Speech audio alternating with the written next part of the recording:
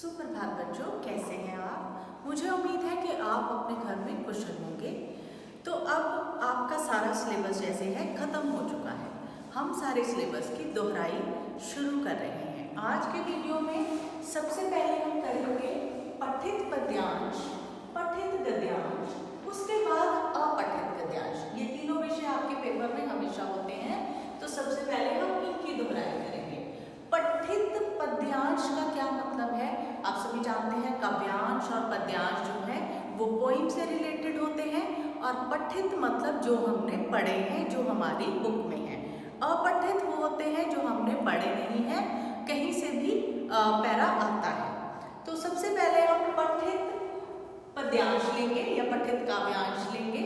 आपकी बुक में पोइम है एक तिनका, सबने पढ़ी है, हमने किया है लेसन एक तिनका। सभी अपनी अपनी बुक्स निकालिए। पाठ 13 एक तिनका निकालिए।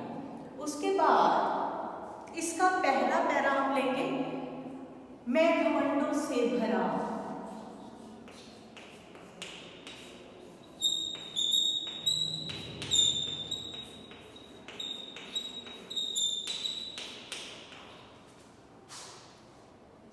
से लेकर हम दबे पांव भागी तक दो पैराग्राफ इसके लेंगे।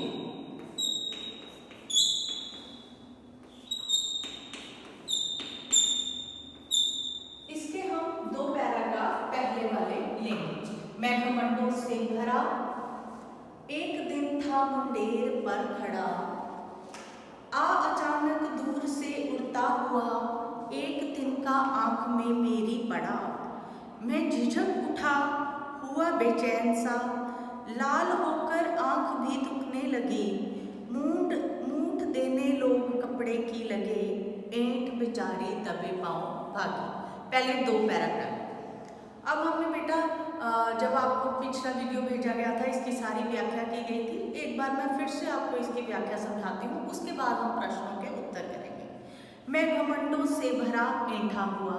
यहाँ पर एक व्यक्ति जो अपने आप पर बहुत घमंड करता है, अपने आप को बहुत बलशाली समझता है, वो ये कहता है कि एक दिन मैं अपने घमंड में भरकर, अपने गुरूर में अकड़ कर अपनी छत की मुंडेर पर खड़ा था, छज्जे पर खड़ा था, जिसको आप बालकोनी भी कहते हैं। आ अचानक दूर से उड़ता हुआ, एक तिनका आंख में मेरी पड़ा। अचानक से क्या हुआ? एक तिनका आया और मेरी आंख में पड़ गया। मैं झिझक उठा, मैं बिल्कुल परेशान हुआ बेचैन सा, बहुत ज़्यादा जो है परेशान और व्याकुल हो गया।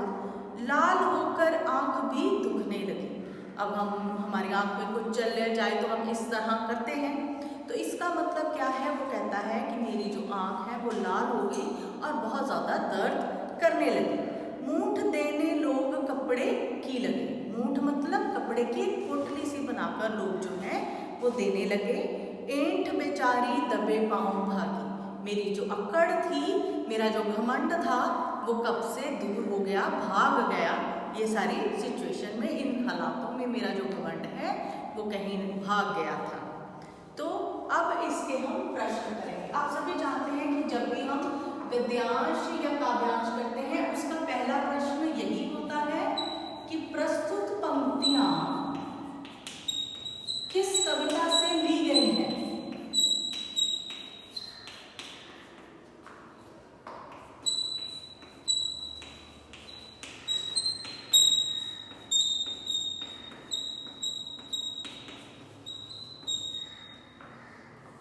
पहला प्रश्न हमेशा यही होगा।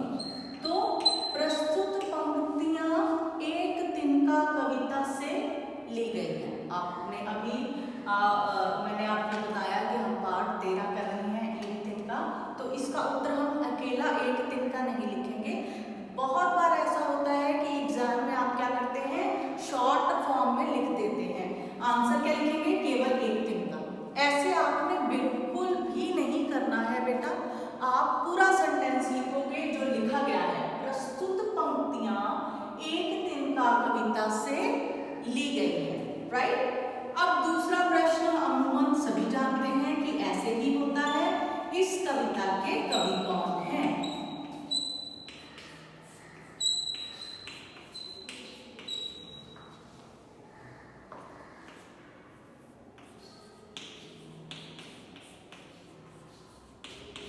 इस कविता के कवि अयोध्या सिंह उपाध्याय हरिऔध हैं। अगर आपको याद करने में परेशानी होती है तो बेटे गलत ना लिखें, आप अकेला अयोध्या सिंह भी लिख सकते हैं। इस कविता के कवि अयोध्या सिंह हैं और जो पूरा स्पेलिंग याद कर सकते हैं, इस कविता के कवि अयोध्या सिंह उपाध्याय हरिऔध हैं। तीसरा प्रश्न इसका बनता है, अचानक एक दिन क्या हुआ।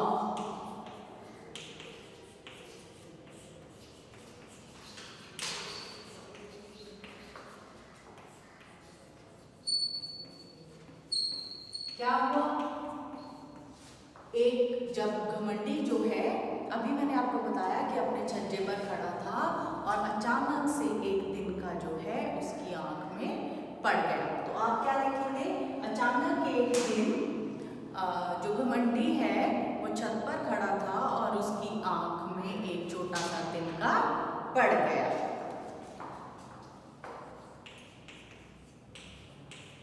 घमंडी की क्या दशा हुई?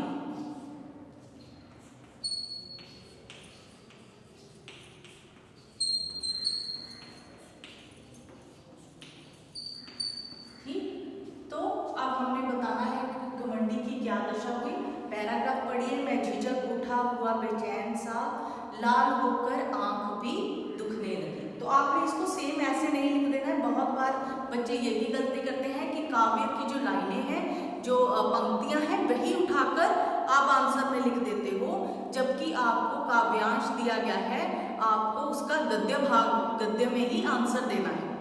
ठीक है, तो आप ये लाइनें नहीं लिखोगे। आप क्या करोगे? घमंडी की आंख लाल होकर दुखने लगी और वो बहुत परेशान हो गया। ठीक है बेटा, कविता की लाइनें ही उठाकर आपने लिखनी नहीं है, वो गलत हो जाएगी। लास्ट क्वेश्चन, लोग किस प्रकार उसकी सहायता करने लगे? लोग किस प्रकार उसकी सहायता करने लगे?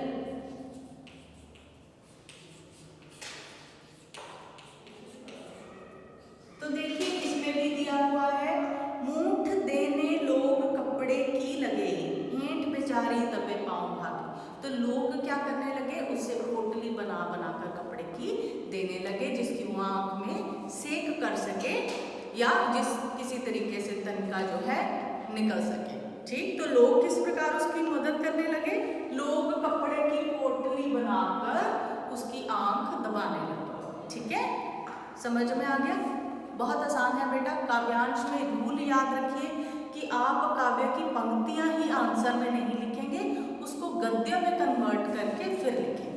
और हमेशा कविता का नाम याद रखें, कवि का नाम याद रखें। ये पहले दो क्वेश्चन तो श्योर है कि पूछा जाता है कि प्रस्तुत पंक्तियां किस कविता से ली गई हैं और इस कविता के कवि कौन है। तो आपको ये अवश्य याद रखना है। ठीक है जी, अब हम करेंगे पठित गद्यांश।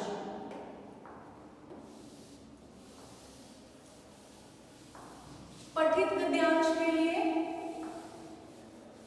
वह चिड़िया की बच्ची चैप्टर निकालिए। पहला पैरा,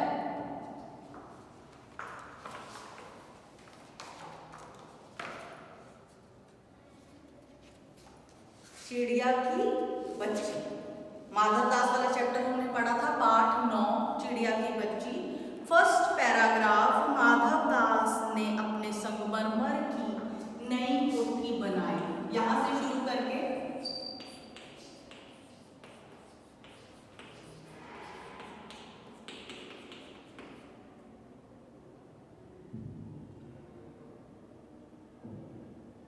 समय उसके पास काफी है। यहां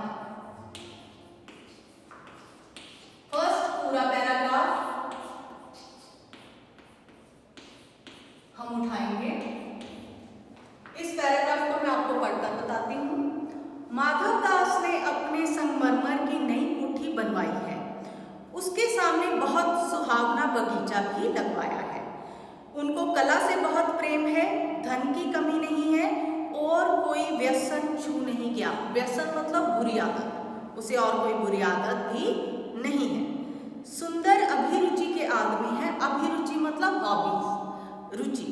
सुंदर हॉबी के आदमी है। फूल पौधे रकाबियों के हौजों में लगे फव्वारों से उछलता हुआ पानी उन्हें बहुत अच्छा लगता है। हौज और रकाबी मैंने आपको बताए थे कि किस प्रकार एक चौड़े पैन वाले फव्वारे को हम हौज कहते हैं। समय भी उनके पास काफी है। ठीक है, यहां तक। अब सबसे पहला प्रश्न क्या होगा? बट ऑब्वियस आप सबको पता है कि पहला प्रश्न होगा प्रस्तुत पंक्तियां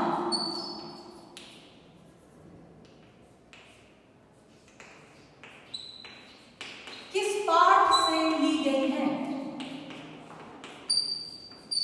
अब आप सबको पता है, आपने यहां पे क्या करना है? पाठ का नाम लिखना है। पाठ का नंबर नहीं लिख देना है कि पाठ 13 से ली गई है। क्या करना है? पाठ का नाम लिखना है। प्रस्तुत पंक्तियां चिड़िया की बच्ची पाठ से ली गई हैं। ठीक है, जो नाम है हमारे चैप्टर का हमने यहाँ पे वो लिखना है। प्रस्तुत पंक्तियां चिड़िया की बच्ची पाठ से ली गई हैं। दूसरा, माधव दास की कोठी कैसी थी?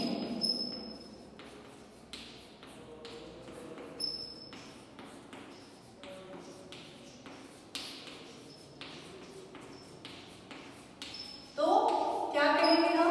माधव दास की कोठी बहुत बड़ी थी और संगमरमर से बनी थी। जरूरी नहीं है कि आपको वही लाइनें लिखनी है, आप पैराग्राफ समझते हैं, आप उस हिसाब से उसका उत्तर लिख सकते हैं। माधव दास की कोठी संगमरमर की बनी हुई थी। कोठी के सामने क्या था? कोठी के सामने क्या था?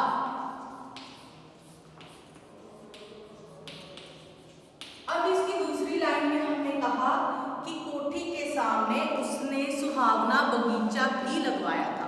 तो आंसर क्या होगा? कोठी के सामने सुहावना बगीचा था। अब वो कैसा इंसान है?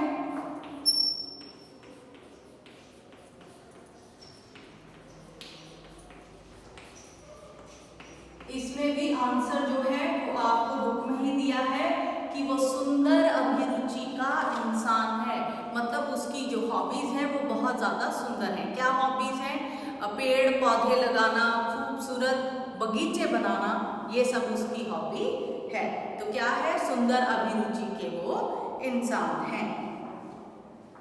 उन्हें क्या अच्छा लगता है? माधव दास को, उन्हें छोड़ के हम यहाँ सीधा लिखेंगे, माधव दास को क्या अच्छा लगता है?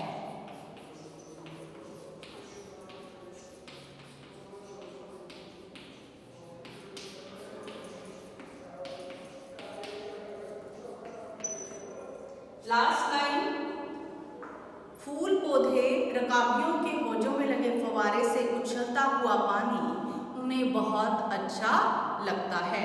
तो हम माधव दास की बात कर रहे हैं, हम क्या लिखेंगे? माधव दास को फूल पौधे और फव्वारों से उछलता हुआ पानी बहुत अच्छा लगता है। ठीक है जी। प्रस्तुत पंक्तियां किस पाठ से ली गई हैं? प्रस्तुत पंक्तियां चिड़िया की बच्ची पाठ से ली गई हैं। माधव दास की कोठी कैसी थी? माधव दास की कोठी बहुत बड़ी और संगमरमर की थी। कोठी के सामने क्या था? कोठी के सामने बहुत सुंदर बगीचा था। वह कैसा इंसान है? माधव दास सुंदर अभिरुचि के इंसान है। माधव दास को क्या अच्छा लगता है? माधव दास को पेड़ पौधे और फव्वारे अच्छे लगते हैं। ठीक, तो आपको जो चीजें जिस प्रकार गद्य दिया गया है उसमें ही सारी लाइंस में उन्हीं पंक्तियों में हमारे जो आंसर होते हैं। अच्छी तरह से आपको उस पैराग्राफ को पढ़ना है। राइटर और पाठ का नाम हमेशा याद रखना है और प्रश्नों के उत्तर आपको इसी पैराग्राफ में मिलेंगे। अब हम करेंगे अपठित गद्यांश।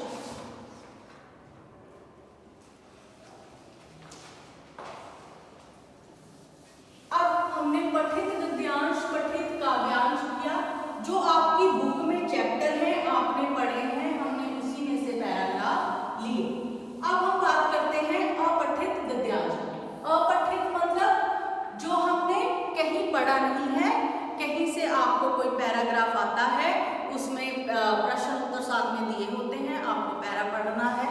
इसी तरह जैसे हम पठित करते हैं अपठित गद्यांश करेंगे। इसके लिए मैं आपको एक पैराग्राफ पढ़कर सुनाती हूँ, ठीक है? सुनिए ध्यान से, फिर उसके आपके प्रश्नों के उत्तर हम देंगे। झांसी की रानी लक्ष्मीबाई का बचपन का नाम मनुबाई था। जब वे केवल 3 वर्ष की थी, उसकी माता का देहांत हो गया। उनके पिता ने उनका पालन पोषण किया। उनका बचपन नाना साहब के साथ बीता। उनके साथ रहकर उन्होंने घुड़सवारी, तलवार चलाना तथा बंदूक का निशाना लगाना सीखा। मनुबाई की सुंदरता को देखकर पेशवा बाजीराव ने उसका नाम छबीली रख दिया। मनु का विवाह झांसी के राजा गंगाधर राव के साथ हुआ। उन्हें एक पुत्र भी हुआ, लेकिन 3 मास बाद वह स्वर्ग सिधार गया। इसी शोक के कारण गंगाधर राव बीमार पड़ गए और कुछ ही समय में उनका देहांत हो गया। अंग्रेजों ने झांसी पर अधिकार कर लिया। रानी ने कई बार अंग्रेजों से युद्ध किया। उनकी आखिरी लड़ाई ग्वालियर के पास हुई। वीरों की तरह लड़ते लड़ते उन्होंने यहीं प्राण त्याग किया। पैराग्राफ आपने सुना। अब पहला क्वेश्चन जो है, झांसी की रानी के बचपन का नाम क्या था? तो झांसी की रानी लक्ष्मीबाई के बचपन का नाम मनुबाई था। पहला लाइन में ये आंसर जो है वो आपको दिया गया है। नाना साहब के साथ रहकर उसने क्या क्या सीखा? तो तीसरी लाइन में नाना साहब के साथ रहकर उन्होंने घुड़सवारी, तलवार चलाना और बंदूक का निशाना लगाना सीखा। पठित अपठित में आपको बेटा पैरा में ही सारी लाइनें जो हैं, जो पंक्तियां हैं, वो उत्तर के रूप में मिल जाती हैं। इसका ख्याल रखिए। पेशवा बाजीराव ने उनका नाम छबीली क्यों रख दिया? पेशवा बाजीराव ने उनकी सुंदरता को देखकर उनका नाम छबीली रख दिया। झांसी के राजा गंगाधर राव की मृत्यु का क्या कारण था? झांसी के राजा गंगाधर की मृत्यु का कारण ये था कि उनके बेटे की मृत्यु हो गई थी। उसी गम में उनकी भी मृत्यु हो गई। झांसी की रानी ने अंग्रेजों से आखिरी लड़ाई कहाँ लड़ी? झांसी की रानी ने अंग्रेजों से आखिरी लड़ाई ग्वालियर के पास लड़ी। ठीक, सारे जो उत्तर हैं वो आपके पैराग्राफ में, आपके गद्यांश में दिए गए हैं। आपको गद्यांश को अच्छी तरह से पढ़ना है ताकि आपको समझ में आए कि इन पंक्तियों के क्या उत्तर होंगे। तो इस प्रकार आज हमने किया पठित गद्यांश, पठित काव्यांश और अपठित गद्यांश। ये तीनों ही चीजें बहुत महत्वपूर्ण है आपके प्रश्न पत्र में, तो इसलिए इनका अच्छे ढंग से ध्यान रखें। धन्यवाद।